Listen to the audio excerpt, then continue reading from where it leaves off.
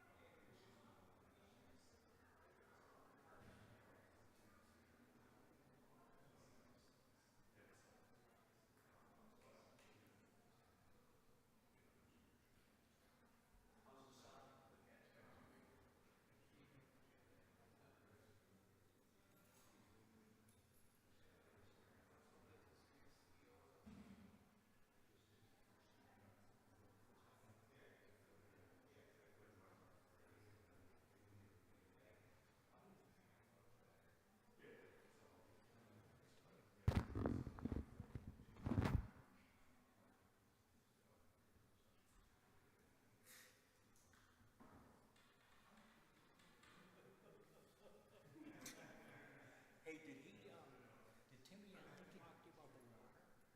He wants to have a meeting on the water. He has a water meeting every year. This is Well, the health effects. The health effects. Those are the forever chemicals.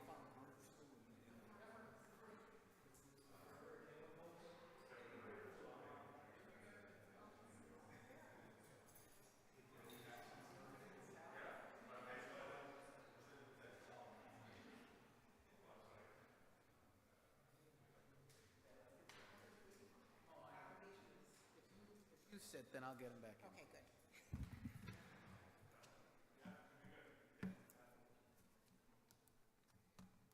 Okay. Focus, let me know when we're ready, please. Thank you, George. Okay, good evening, everybody. Today is Monday, May 20th. It is 7:01. City Council is scheduled to conduct a hearings meeting. We're going to just gavel it in and ask some councilors to join us.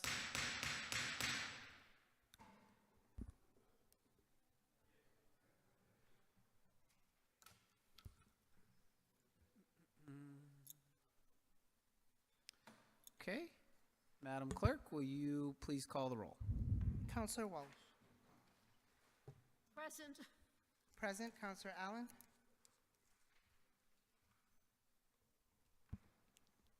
Absent. Counselor Delgado. Present. Present. Counselor Click Bruce. Present. Present. Counselor Govan. Absent. Counselor Brown. Present. Present. Counselor Davila.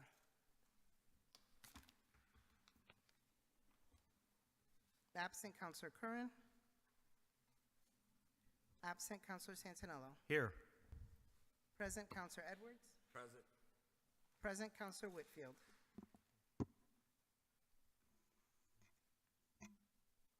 Absent. Counselor Perez. Present. Present. Counselor Fenton. Present. Will the council and our guests please rise for a moment of silence? Please remain standing for the Pledge of Allegiance. I pledge allegiance to the flag of the United States of America And to the republic for which it stands, one nation, under God, indivisible, with liberty and justice for all. Okay. Madam Clerk, why don't we call our first item? Tonight is a hearings meeting. The first item is a petition for fuel storage. It is not a hearing that requires 9 votes, just 7. We have 8 counselors present, so we're going to take this one, and hopefully by the time we finish it, we will have enough counselors to do a special permit or zone change. Madam Clerk, item number 1. The petition is for 1655 Boston Road fuel storage. Good evening, Attorney Stratton. Good evening, councilors. Attorney Seth Stratton with offices at 1 Monarch Place here in Springfield. I'm here on behalf of the petitioner, Onyx Limited, for a fuel storage petition. Public notice has been given, and Gladys, I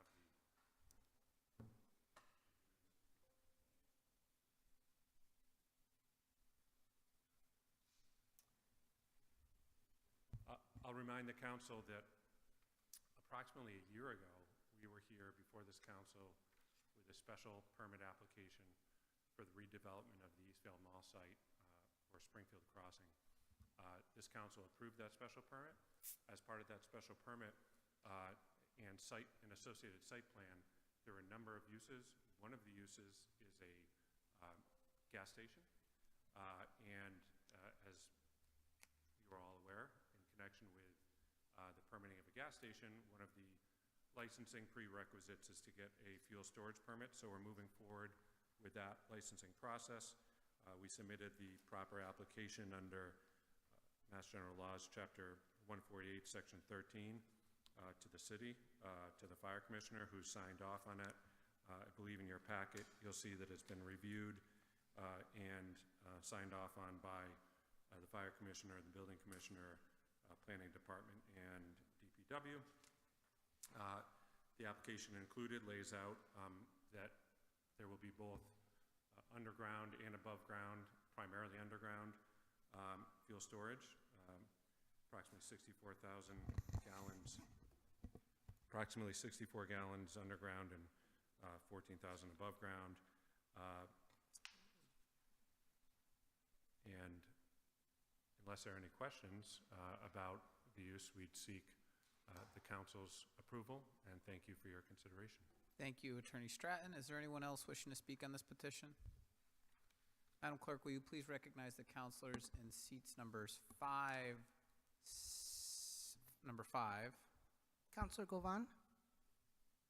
Present. Present. and number 8, Counselor Curran. Curran? Present. Present. Okay, so we now have enough counselors for the special permit and zone change hearings. Any questions on this petition for a fuel storage permit? Seeing none, Madam Clerk, please call the roll. On approval of the petition, Counselor Walsh? Yes. Yes, Counselor Allen? Absent, Counselor Delgado? Yes. Yes, Counselor Click Bruce? Yes. Yes, Counselor Govan? Yes. Yes, Counselor Brown? Yes. Yes, Counselor Davila. Absent, Counselor Curran? Yes. Yes, Counselor Santinello? Yes. Yes, Counselor Edwards? Yes. Yes, Counselor Whitfield. Absent, Counselor Perez? Yes. Yes, Counselor Fenton? Yes, more than sufficient. Petition is approved. Item number 2, Madam Clerk.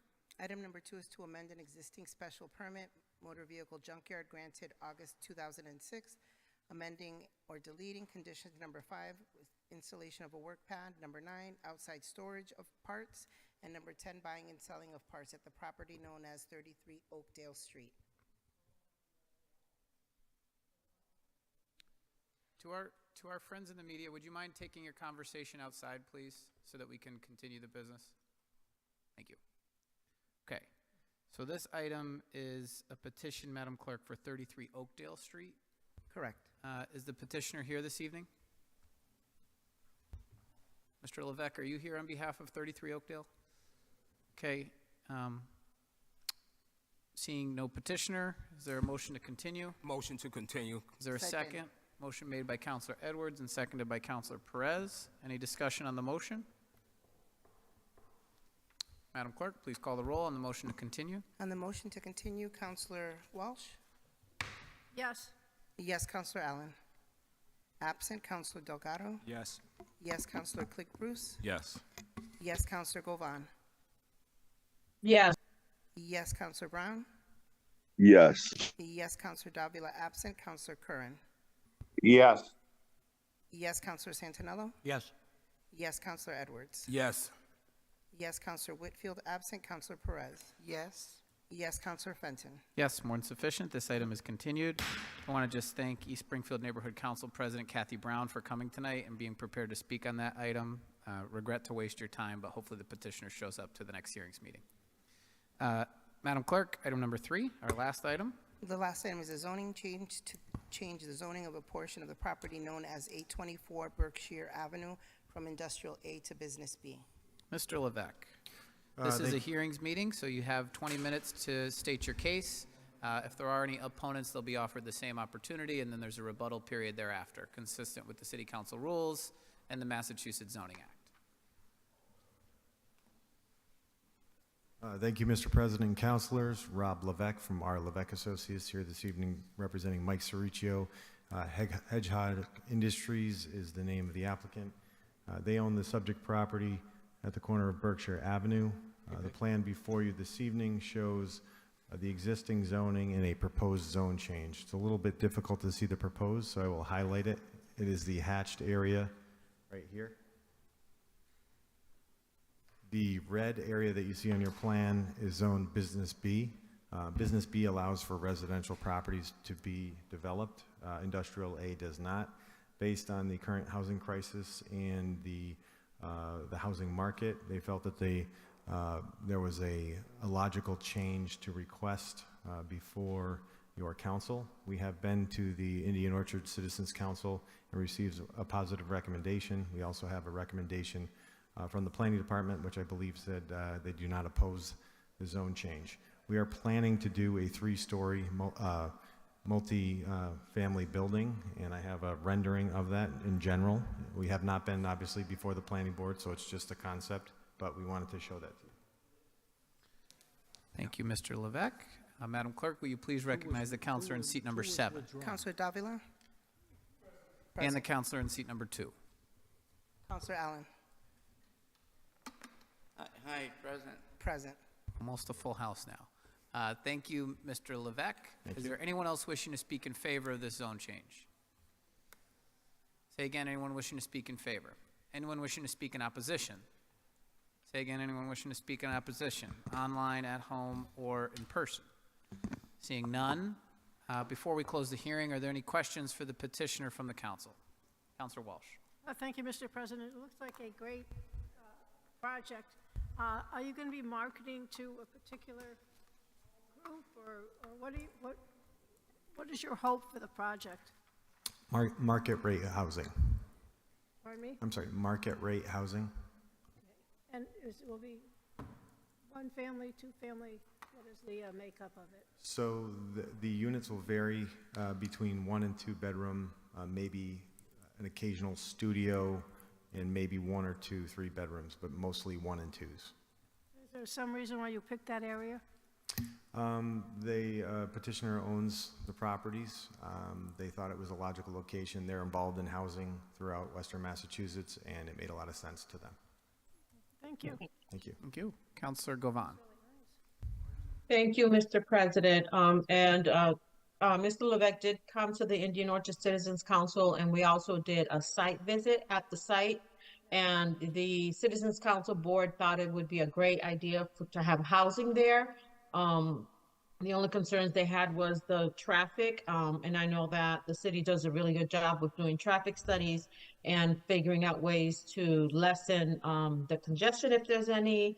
And I'm hoping that Mr. Levesque and his group will be able to come to a place in a way that we could have the least amount of friction regarding traffic. That was the only concern that came up at the Citizens Council, but otherwise we thought it was a great idea to change the zone for this purpose, because as we know, there is a housing shortage. Thank you, Mr. President. Thank you, Councilor Govan. Councilor Brown. Thank you, Mr. President. I want to thank Mr. Levesque. This is something definitely needed. I know in my area, we have a lot of projects when it comes to housing. And in that particular area, I do travel it. Do you have things set up for handicap in your design? Yes, Councilor, through the President. Yes, yeah. Councilor. We absolutely would be required to adhere to 521 CMR, which is the state regulation for accessibility. So absolutely, yes. Because a lot of times even where some of the Knox buildings are, it just seems like they have handicap spaces in the parking lot itself, but not right up near the doors. So, I would just, in your design, try to make the handicap parking kind of close to the doors, because if you can, because a lot of times I think we kind of forget to kind of place them the right way. But I definitely commend you where you guys work, and it definitely sounds like a great project. Thank you, Mr. President. Thank you, Councilor Brown. Councilor Santinello. Yeah, real quick, provided that the council passes this tonight, what's the projected start date and finish? When will these come online? Most likely next season. By the time we get through the planning process, we don't want to be presumptuous. We would anticipate that would take some time, want to make sure everybody's comfortable with traffic, et cetera. Once they get through the entitlement process, they would typically work on the architectural plans, put that out to bid, and be in a position for likely a spring start. Would you be using local contractors? Oh, absolutely. Okay, thank you. Councilor Perez. How many units you said it's going to be having? The unit count isn't finalized. There's a parking requirement for 1 bedrooms and 2 bedrooms, but in the neighborhood of about 40 units. Thank you. Thank you, Mr. President. Thank you. Any other councilors? Councilor Davila. Thank you, Mr. President. Good afternoon. I think as the paperwork says, there is a small restaurant and a dealership there. I know the restaurant, I believe, is operating, correct? The small restaurant? Can you ask that question again, Councilor? Oh, I was asking the petitioner, the restaurant, is it operating? Is it functioning? I believe it is. Okay, and the dealership? I don't know that. I know the restaurant is. Okay, and have you established a conversation with the owners of the restaurant? My understanding. About I'm sorry. relocation and timelines for them to start looking somewhere else? So, to the President, my understanding is that Mike Cericcio has had initial conversations with the tenants, and I believe that there would be, a timeline associated with, any sort of, process for finding them a new home. I don't know that he's had extensive conversations, only because, again, not to be presumptuous, obviously this is contingent upon a zoning map amendment. So we wanted to make sure we had that in place, and obviously we'd work through the planning department. My apologies, I think didn't quite get to hear what you say. Could you repeat that again? Yes, sir. Has their conversation been established or no? I'm sorry. Has there been a conversation established about, with the owner of the restaurant? My audio is not, I don't know if I'm hearing it right. Yeah, it's just a little hard with the audio. But the Councilor Davila is asking if the discussion has been started with the restaurant. My understanding is Mr. Cericcio has initiated that discussion, at least on a preliminary level. Okay, and I think you said to Councilor Santinello that something about October, the timeline to begin the building there? Next season, so likely in the spring of 2025. Okay. At the earliest. Okay. I think the units are absolutely needed. So we know we have a crisis here. We have an issue with housing, so I think this is quite appropriate. But I will encourage you to establish early conversations with the restaurant owner, because obviously he's going to be displaced and he's going to have to find a location. And I'm not a believer of improving one thing and breaking the other. We want to keep this young man operating here in the city and the business that he has there, which I do believe it's functioning, up and running. So thank you. Thank you for your help. Thank you, Mr. President. Thank you, Councilor Davila. Councilor Delgado. Thank you, Mr. President. I did have maybe it's not a question, but just wanted to highlight again what Councilor Govan made point from the neighborhood in terms of the traffic side of things. I think this is a great idea. We need more housing, but being somebody who's lived in Indian Orchard, and particularly that intersection, Cottage Street and Berkshire Avenue, historically has been a rough one, although that has improved with the additions of the traffic lights there. But just the fact that that parcel is like right there, right in the corner, kind of gives me a little pause of thinking about people going in and out, but I know that you're going to be doing a traffic study on that. So I just want to kind of highlight that piece again, because I think just given that corner, and you're also sandwiched in between other businesses, that was something that I kind of thought it was kind of odd, the spot, but if you guys think it's going to work, I mean, more power to you. Thank you. Thank you, Counselor Delgado. Counselor Brown, is your hand up again for a different question? I just had a quick as far as now the actual contracting out. Is there contacts that we can that are available if we have any minority contractors or anybody who might be interested in putting a bid in? Yes, sir. I believe Mike Cericchio will be handling all that for the proponent. He is the proponent. They are the proponent. I can certainly make sure he provides the information, and absolutely, yes. Okay. And they're doing all Springfield, all local people pretty much, or well, I mean, they're trying local first. I would believe so. I believe his office is located right here in the Pioneer Valley, and yes, absolutely. Okay. Thank you. I appreciate it. Thank you. Thank you. Thank you, Counselor Brown. Any other counselors? Counselor I just thank you, Mr. President. I just have a quick follow-up. With regards to the entryway to the location, that's going to be on Berkshire Avenue, correct? That is correct. Yep, we are planning on shifting there was a request from the Indian Orchard Citizens Council to try to get away from the intersection that Councilor Delgado had mentioned. So we are certainly planning on one curb cut. Instead of having two, which we initially had proposed, we're planning on kind of circulating back through the site and then coming out in one clean curb cut a little bit farther away from the intersection. So that's the plan. Obviously, Right. we have to vet that through the planning department. So how far would you say that is between the rendering that I have here and the actual corner of Cottage Street, Berkshire and Cottage? How much feet? A few hundred. I don't have the specific in front of me. I apologize, but generally speaking, a few hundred feet. Okay. And what's right next to it? Is that right the property line that I see here in the renderings? I don't know. The property line, yes, I sir. don't know if you can see it. Do you see, is that right the property line? What's this white stuff over here? That is the adjacent parcel. So there, the area where you see that shrub row is a schematic of what we anticipate for the site layout, kind of how the building would be oriented, and that green hedgerow would be along pretty much the property line. So is there any more room to possibly move it further back?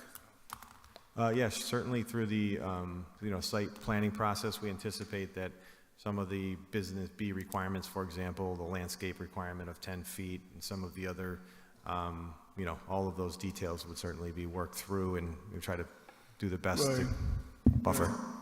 And I'm sorry, how many cars are we expecting to be housed there? How many cars, is that what it was? Yeah. So approximately 80, depending on the number of units. When we lay it all out, and I would say it's probably in the 80 range. I guess a 38 unit apartment building, right? Yes, so there's, depending on the unit, whether it's a one bedroom or a two bedroom, has a different parking requirement. One bedrooms are one space. Two bedrooms are 1.5, or two bedrooms and above are 1.5. So yeah, so it'll land in that general vicinity though.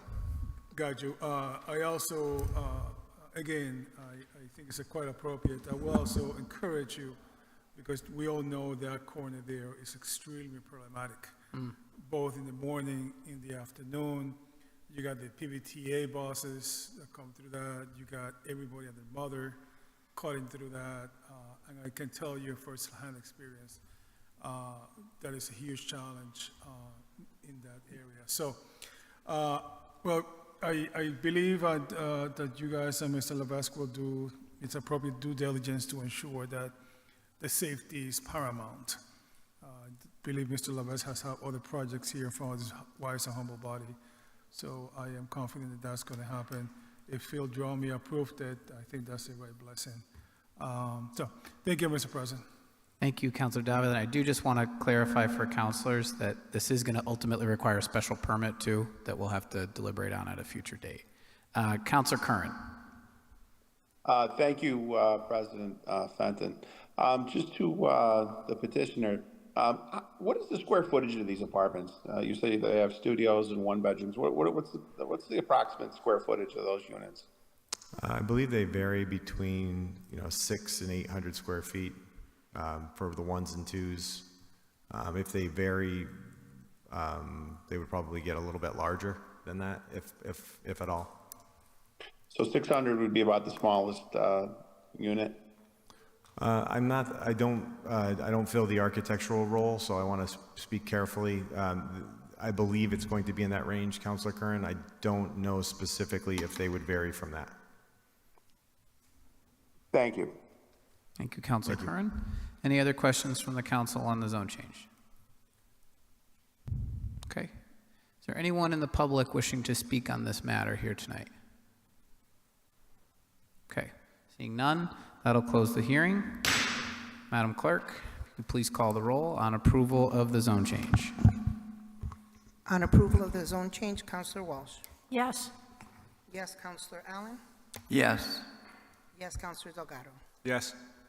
Yes, Councilor Click Bruce. Yes. Yes, Councilor Govan. Yes. Yes, Councilor Brown. Yes. Yes, Councilor Davila. Yes. Yes, Councilor Curran. Yes.